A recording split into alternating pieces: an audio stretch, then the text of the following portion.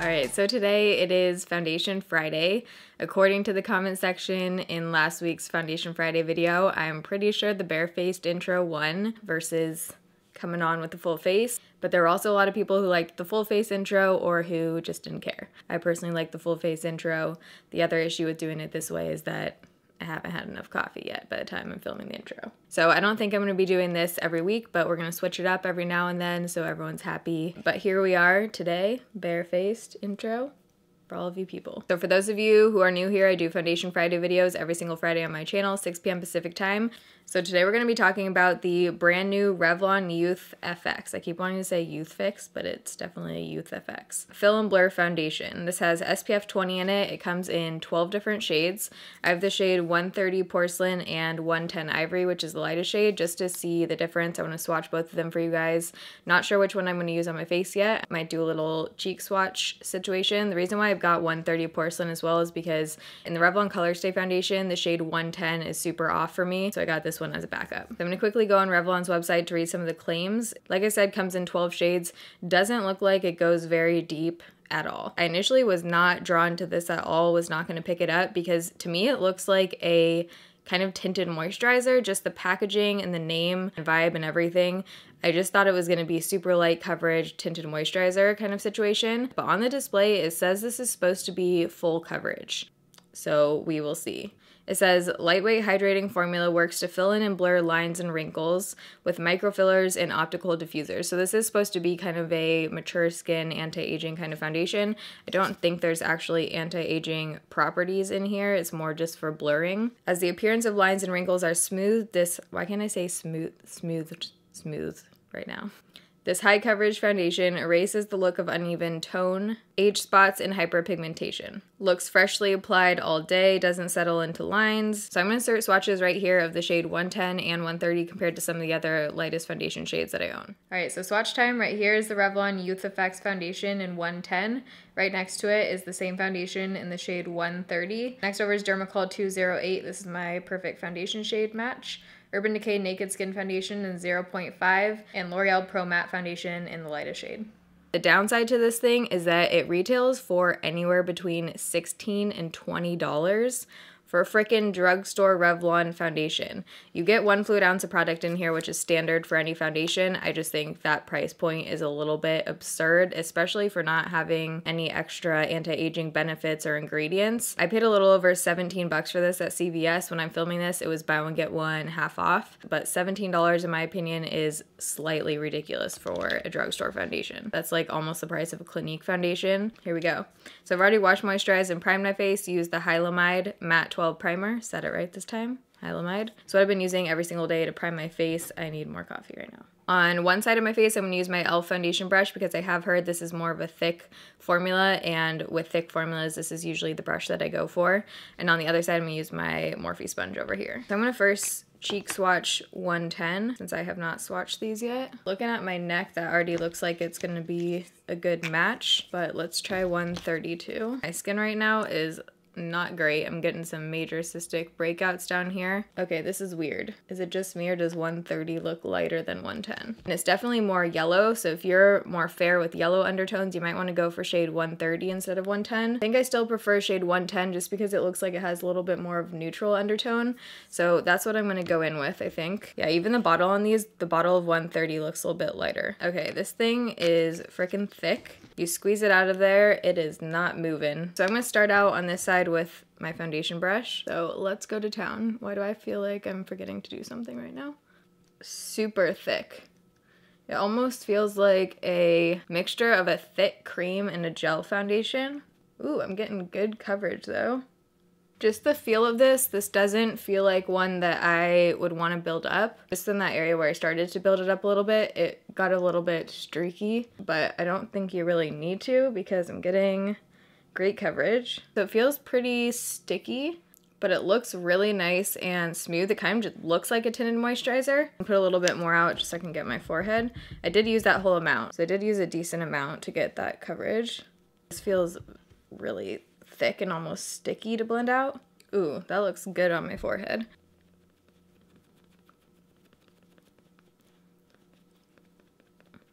I just covered my major cystic acne right here really well. I'm getting coverage, but the finish of this still looks very natural to me. Like I said, it looks just kind of like a tinted moisturizer. Brush versus sponge, I did get a little bit better coverage on the brush side. This side to me looks full coverage. This side looks like high medium coverage. You can still see my freckles and stuff coming through over here. I'm gonna add a little bit more on this side with a brush and just see if we can build it up a little bit.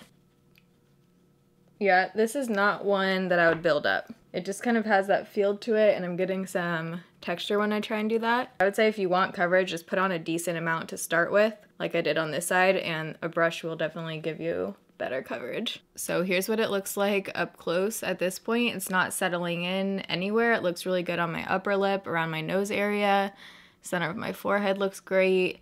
Right now it's 8:35 in the morning. I'm curious to see if this one is gonna set at all, because right now it feels a bit sticky. It's definitely not at the point where I could blend product on top of it, so I think I will need to set at least my cheek area with a powder. I like the way my whole face is looking right now. It looks very natural and just skin-like. So like I said, right now it's about 8:30. I'm gonna put on my concealer, the rest of my makeup, and I'll be right back. All right, so I just finished up the rest of my face, and it's now 9 o'clock, so that's when we're calling the check-in time. I did end up powdering my face because when I put on my concealer, and there's a vacuum. Hopefully you guys can't hear that. My face super easily gets weird texture from creams and powders and stuff with certain foundations and concealers. And when I put on my under eye concealer and my powder, I definitely got that separation where you can kind of see the difference between my foundation and concealer and powder. So I did have to powder my entire face to make it look normal. I used the Laura Geller Balance and Brighten foundation. I also love the Laura Geller Double Take Baked, but this one gives more of like a luminous finish. I love this. It's been lost for like months and I just found it, so yay. But once I put the powder on, it took a couple minutes to have everything kind of warm up to my skin, but once it did, it looks freaking amazing. It doesn't look like I have a powder on top. It looks really good around my nose area, upper lip, all of my problem areas basically. It looks great on. And I have combination skin, so I do get oily throughout the day, so we'll see how this holds up. I have no complaints right now. So on the rest of my face, tried out the new Bare Minerals Invisible Bronze. This is the Fair to Light shade, and I feel like I have to play around with this more. I'm not quite sure if I like the tone of it yet, but I don't not like it. Blush. Oh, did I put that away? Yep.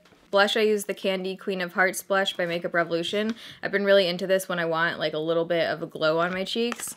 And then for highlight, I used my Secret Beam highlighter by Etude House. You can get this on Amazon. It's amazing, totally underrated. Eyeshadow, I used the Morphe 35R palette. Just did a super basic eye and went in with a few shades from that. And then lips, I used Tarte Namaste mixed with Dubai by OFRA Cosmetics. This one is way too shit brown on my skin tone by itself, so I had to mix in a little bit of this to like to add some peachy pink in there. So 9 o'clock check-in. The next check-in I do will be a natural lighting. I'm actually going to the hair salon today to get some more extensions added just to the back of my hair. So I don't know if she's gonna be like washing my hair and stuff, but I'll do a check-in afterwards just in case any of it like rubs off and I have to reapply or anything. So I will see you guys in a few hours. All right, so it is 2:30 pretty much in the afternoon right now. So the foundation's been on for a little over 5 hours, 5.5 hours. I just got more extensions put in, love them. She actually didn't have to wash my hair at all. We just placed a few more extensions, so the foundation hasn't been altered at all. I'm in a parking garage right now. I'm about to go into Home Goods, so the shadows are kind of weird, but hopefully you can still see. Oh, there we go. That's a little better. I love it. I think it looks beautiful. It is coming off a bit on my forehead right here where we were playing with my bangs and stuff. That's the only part where it's rubbing off. Everywhere else, it looks really good. There's no creasing on my upper lip or anything. I'm gonna zoom you guys in. There's a dude sleeping next to me in the car right now. I think my forehead looks nice. Overall, I think it just looks natural. It's not the most full coverage, but it has enough coverage for me. It's covering my acne, and I just love the finish of it. I think it looks just very natural and skin-like and kind of dewy. If you like more matte products, you definitely won't like this. This is more of like a dewy, moisturizing looking foundation. But right now I'm feeling it, so I'm going to go into Home Goods. I'm gonna try and edit for a bit in the car, and then I'm meeting my friend over here in Bellevue for dinner / happy hour. So I will check back in with you guys at the end of the night. All right, so it's now 7:30. Whoa, this is a fail. It's 7:30 p.m. You're gonna have to take my word for it. There we go. The foundation's been on for 10.5 hours at this point. I don't think it looks bad. I don't think it's the best, most long-wearing foundation I own. The forehead is just kind of like worn off in certain places. There's not any major creasing on my upper lip, and around my nose area looks pretty good. I do feel like it's just kind of rubbed off in certain areas where my foundation doesn't usually come off that much, like on the side of my face right here. But I wouldn't say that this looks bad by any means. I don't know how this would hold up in major humidity and like summer heat, because we had a pretty mild day today. It was like 70 degrees and it wasn't sunny, and I was inside for most of the day, so it really didn't get a whole lot of wear and weather. But my forehead doesn't look overly oily, it just looks kind of dewy still. I do really love how this sits on my skin, and I like how it goes on. I think if you have dry skin, this could work really well because it is very moisturizing. For me, I don't think this is one that I would wear for long days. I would probably wear this if I want just like 5-6 hour makeup, or if I'm not wearing any other makeup and I just want to even out my skin tone, because I do like how it looked before I put on concealer and everything as well without a powder. But it is very sticky, so if you don't like feeling your foundation, you probably wouldn't like this. Even with a powder on, it is very sticky. Here's two dudes watching me vlog. This is awesome. All right, we're in the clear. I literally picked the busiest street to try and vlog right now. So overall, I like this one. If you guys enjoyed this video, make sure you give it a thumbs up so I know. You can always let me know what foundations you guys want to see in upcoming Foundation Friday videos down below. Love you guys. Thanks for watching. See you in my next video. Bye. As the appearance of lines and wrinkles are smoothed, why can't I say smooth right now? Smoothed. As the appearance of lines and wrinkles are smoothed, what the heck? Are smoothed. There we go.